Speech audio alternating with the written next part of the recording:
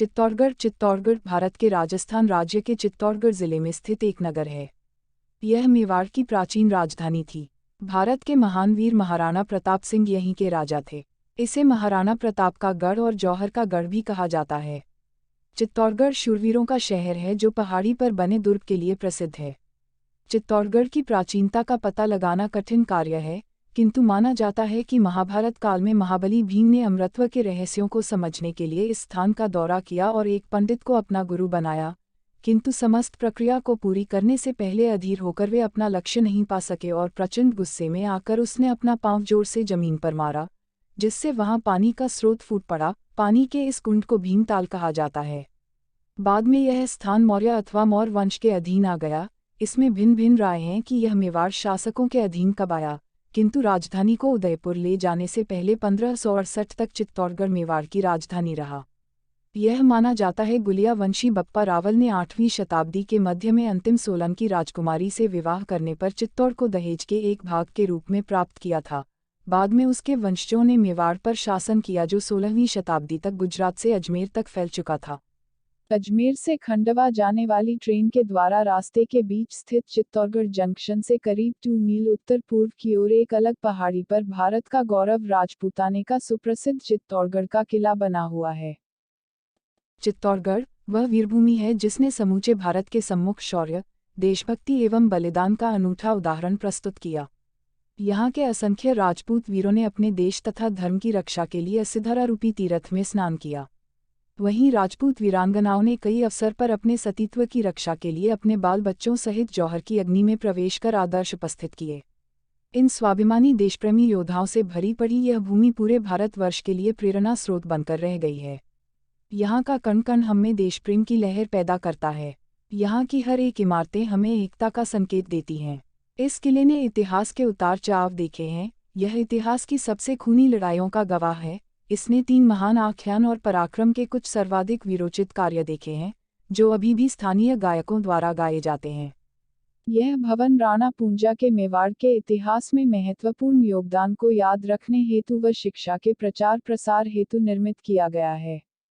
चतरंग तालाब के समीप ही बीका खोह नामक बुर्ज है। भागसी से आगे कुछ अंतर पर पश्चिम की तरफ बूंदी, रामपुरा तथा सलूंबर की हवेलियों के खंडहर दिख पड़ते हैं। इसी के पूर्व में पुराना चौगान है, जहां पहले सेना की कवायद हुआ करती थी। इसी को लोग घोड़े दौड़ाने का चौगान कहते हैं। चौगान के निकट ही एक झील के किनारे रावल रतन सिंह की रानी पद्मिनी के महल बने हुए हैं। एक छोटा महल पानी के बीच में बना है, जो जनाना महल कहलाता है, व किनारे के महल मर्दाने महल कहलाते हैं। मर्दाना महल में एक कमरे में एक विशाल दर्पण इस तरह से लगा है कि यहाँ से झील के मध्य बने जनाना महल की सीढ़ियों पर खड़े किसी भी व्यक्ति का स्पष्ट प्रतिबिंब दर्पण में नजर आता है, परंतु पीछे मुड़कर देखने पर सीढ़ी पर खड़े व्यक्ति को नहीं देखा जा सकता। पद्मिनी महल के तालाब के दक्षिणी किनारे पर एक पुराने महल के खंडहर हैं, जो खातन रानी के महल कहलाते हैं। महाराणा क्षेत्र सिंह ने अपनी रूपवती उपपत्नी खातन रानी के लिए यह महल बनवाया था। इसी रानी से चाचा तथा मीरा नाम के 2 पुत्र थे, जिसने सन 1433 में महाराणा मोकल की हत्या कर दी थी। पद्मिनी के महलों के उत्तर में बाईं ओर कालिका माता का सुंदर, ऊंची कुर्सी वाला विशाल महल है। इस मंदिर का निर्माण संभवतः 9वीं शताब्दी में मेवाड़ के गुहिल वंशीय रोड राजाओं ने करवाया था। मूल रूप से यह मंदिर एक सूर्य मंदिर था। निज मंदिर के द्वार तथा गर्भगृह के बाहरी पार्श्व के ताकों में स्थापित सूर्य की मूर्तियां इसका प्रमाण है। बाद में मुसलमानों के समय आक्रमण के दौरान यह मूर्ति तोड़ दी गई और बरसों तक यह मंदिर सूना रहा। उसके बाद इसमें कालिका की मूर्ति स्थापित की गई। मंदिर के स्तंभों, छतों तथा अंतःद्वार पर खुदाई का काम दर्शनीय है। महाराणा सज्जन सिंह ने इस मंदिर का जीर्णोद्धार कराया था। चूंकि इस मंदिर में मूर्ति प्रतिष्ठा वैशाख शुक्ल अष्टमी को हुई थी, अतः प्रति वर्ष यहाँ एक विशाल मेला लगता है।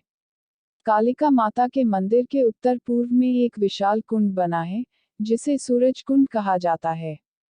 इस कुंड के बारे में मान्यता यह है कि महाराणा को सूर्य भगवान का आशीर्वाद प्राप्त था तथा कुंड से प्रतिदिन प्रातः सफेद घोड़े पर सवार एक सशस्त्र योद्धा निकलता था, जो महाराणा को युद्ध में सहायता देता था।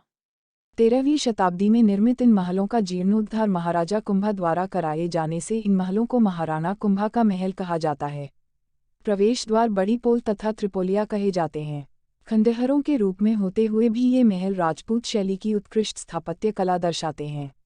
सूरज गोरवरा, जनाना महल, कंवलदा महल, दीवात-ए-आम तथा शिव मंदिर इस महल के कुछ उल्लेखनीय हिस्से हैं। मान्यता है कि इन्हीं महलों में एक तहखाना है, जिसमें एक सुरंग के माध्यम से गोमुख तक जाया जा सकता है। महारानी पद्मिनी ने हजारों वीरांगनाओं के साथ इसी रास्ते गौमुख कुंड में स्नान करने के बाद इन्हीं तहखानों में जौहर किया था, लेकिन यहाँ इस तरह के किसी सुरंग का प्रमाण नहीं मिला है। इसी ऐतिहासिक महल में उदयपुर के संस्थापक महाराणा उदय सिंह का जन्म हुआ था तथा यहीं स्वामी भक्त पनाधाय ने उदय सिंह की रक्षार्थ अपने लाडले पुत्र को बनवीर के हाथों कत्ल हो जाने दिया। मीराबाई की कृष्ण भक्ति तथा विषपान की घटनाएं भी इसी महल से संबद्ध है। श्रृंगार चौरी के दक्षिण में स्थित इस मंदिर का निर्माण महाराणा सांगा ने भगवान देवनारायण की आराधना हेतु करवाया था। कहा जाता है कि भगवान द्वारा दिए कवच को महाराणा इसी देवरे में पहनकर युद्धों में जाते और विजित होकर लौटते थे। फतह प्रकाश के पास ही भग्नावस्था में दुकानों की कतारें हैं। बताया जाता है कि शताब्दियों पूर्व यहाँ कीमती पत्थरों की दुकानें हुआ करती थी। Opening square bracket